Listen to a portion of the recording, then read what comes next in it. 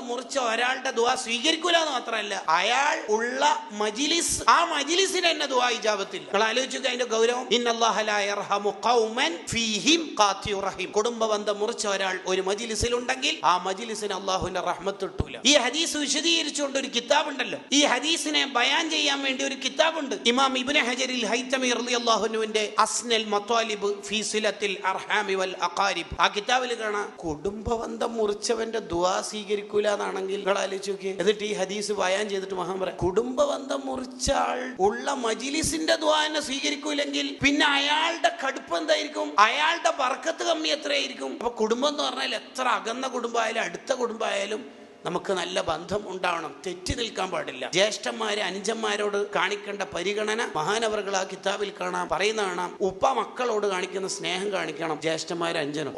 പുതിയ കട തുടങ്ങുന്നത് ചോദിച്ചിട്ട് ഞാൻ സഹായിക്കണമെന്നുണ്ടാകുന്നു, അങ്ങനല്ല. ഇളയമ മൂത്തന്മാരോട് ഉമ്മാന്റെ പരിഗണന കൊടുക്കണം. അൽ ഖാലത്തു ബിമൻസിലത്തിൽ ഉമ്മി സയ്യിദുനാ റസൂലുള്ളാഹി സ്വല്ലല്ലാഹു അലൈഹി വസല്ലം. അൽ ഖാലത്തു ബിമൻസിലത്തിൽ ഉമ്മി. മൂത്തമ്മ ഇളയമ്മമാരോട് നല്ല പരിഗണന ഉണ്ടാവണം. മൂത്താപ്പമാർ ഇളയപ്പമാർ അഥവാ ഉപ്പന്റെ ജ്യേഷ്ഠൻ അനുജൻ അവരോട് ഉപ്പക്ക് കൊടുക്കുന്ന പരിഗണന കൊടുക്കണം.